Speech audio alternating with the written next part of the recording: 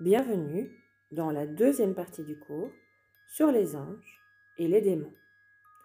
Dans le cours de religion d'aujourd'hui, nous allons surtout parler d'un démon, Lucifer.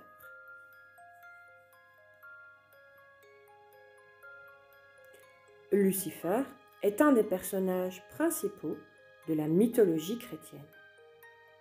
On peut même dire qu'il en est la star.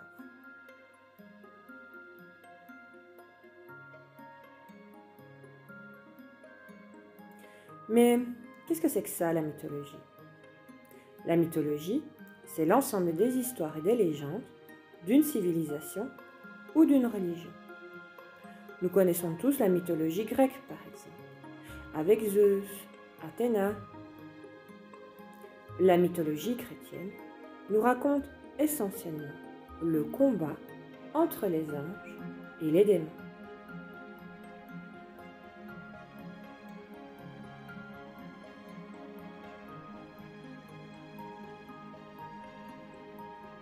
On dit que c'est une vision manichéenne du monde. Manichéenne, en voilà un mot compliqué. Le manichéisme, c'est d'abord une religion qui a aujourd'hui disparu. Le fondateur s'appelait Mani, il vivait au IIIe siècle. Et il voyait le monde divisé en deux, d'un côté le bien et de l'autre le mal. Aujourd'hui, on utilise encore ce mot pour désigner toutes les autres personnes qui voient le monde de la même façon, divisé en deux entre le bien et le mal. On dit qu'ils voient le monde en blanc et noir.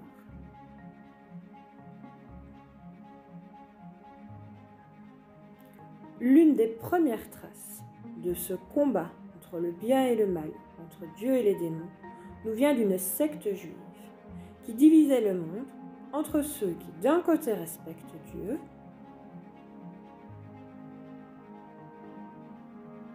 et ceux qui sont très influencés par le mal, par l'adversaire de Dieu, qu'ils ont surnommé Satan. Satan veut dire adversaire en hébreu, et c'est aussi devenu un autre nom de Lucifer. Mais revenons au christianisme et à l'histoire de la chute. La chute des anges, on parle aussi de l'histoire des anges déchus.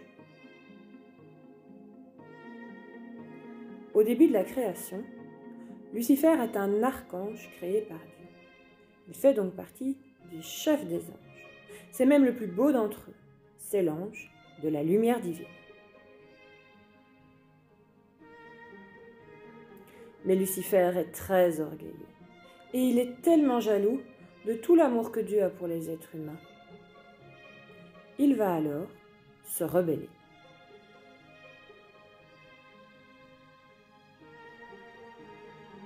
Il ne sera pas tout seul dans sa rébellion.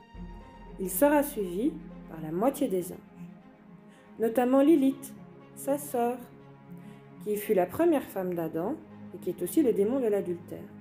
C'est d'elle dont on parle quand on dit « elle ». Elle, c'est la femme du diable. Belzébuth, c'est son ami le plus proche, tellement proche qu'on les confond parfois tous les deux. Belzébuth a comme mission de ramasser les âmes, de les récolter après la mort.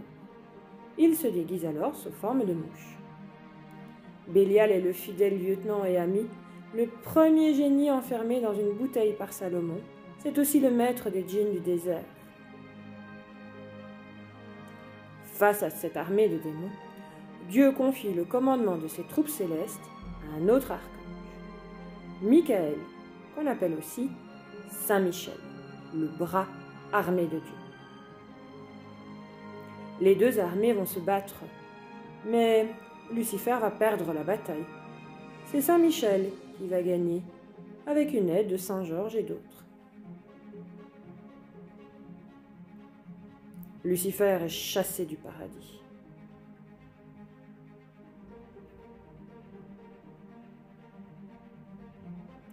Il est alors puni par Dieu, qui le chasse aussi de la terre et l'enferme en enfer, où il règne en maître.